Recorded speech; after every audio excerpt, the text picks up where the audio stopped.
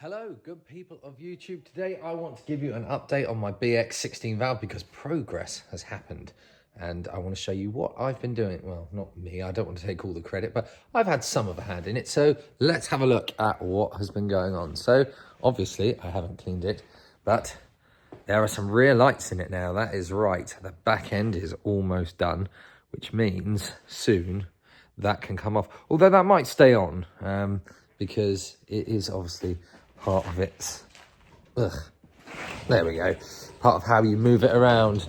But the main bulk of it is what has become of the inside, because there is no inside. Spent half a day removing all of the dashboard setup, and what comes next on that is, well, the reason why we did it is because we needed to get the ABS loom here. Underneath here is the ABS module, and very conveniently, when I got the car, someone had cut the wires. Okay, that was handy. My tripod just died. The wires were all cut for the ABS, so we had to, when we got the scrap car, take all of that ABS stuff out and then run it up through there, which meant the dashboard had to come out. And while we took the dashboard out, I made the interesting discovery of a hole down in, as I was prodding it with this, down in here, well there, which, as you can see, once we started, it was only very small at first, and it had some of the sponge backing, that stuff behind it, so you couldn't see how bad it was, but you know, that is actually quite a sizable hole, and it's gonna have to get sorted out. But it comes into the car underneath there, which means if we hadn't have fixed it, I'd have ended up with soggy floors like I've just had the problem in my blue one.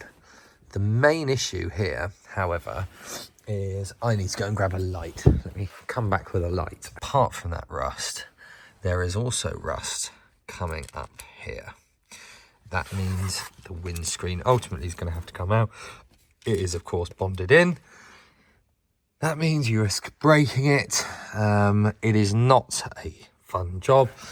You have to get a new seal. They're like 130 quid. That's more money that I didn't really want to be spending on it, especially on stuff like seals. But it's also rotten here as well. So really, if you're going to have this car for long-term ownership, and I do plan on having it for a little while, you can't leave it like that. It's a bit pointless to do a car like this up and then just go, okay, I'm going to stop now. I'm going to leave that rust behind. This is all the wiring. But there's another little bit of rust, unfortunately, down, I think it's down there. Maybe I've made it up. Maybe it's up the top. There is another little bit somewhere. So in any case, the windscreen has to come out. But most of what we spent our time doing was these wires in here that go into the back. That's all the ABS setup.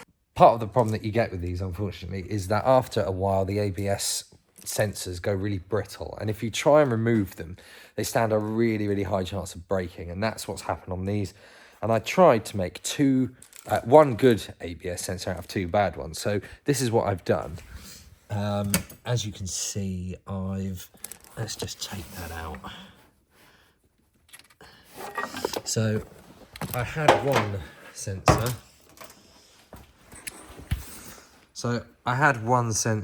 Which was in one of the knuckles, that one probably, that came off of the scrap car.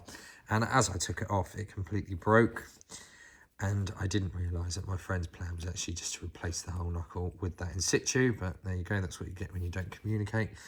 And I had another one that sort of wasn't quite as broken, but it had broken on this part, and the metal piece came off. So I sanded this a little bit, just a little, and tried to make one good ABS sensor out of two. I don't know if that's going to work in the end. We'll have to see what happens. I need to screw that back in, otherwise that will just go missing. So I don't know what's going to happen with that. Obviously, you want the ABS to work on one of these, and you don't want lights on the dashboard after you spent ages restoring that thing. So I don't know. I don't know what will happen. I've got a couple of other ABS wires in the shed, but they are those unobtainium parts that you just can't find anymore. Rarer still, which is kind of annoyingly I have most of, is rear ABS sensors. They never, ever come out. They always break. Apart from the ones that I have, so I could do with swapping, actually. But anyway, I now am going to do some further work on the binnacle because, hang on, I will show you the state of the binnacle. Where is it? I've actually dismantled it, but all the buttons that were around it looked terrible. So there's a better binnacle with some nicer buttons, and I've got some other buttons in the shed. So, oh, there's one up there, look.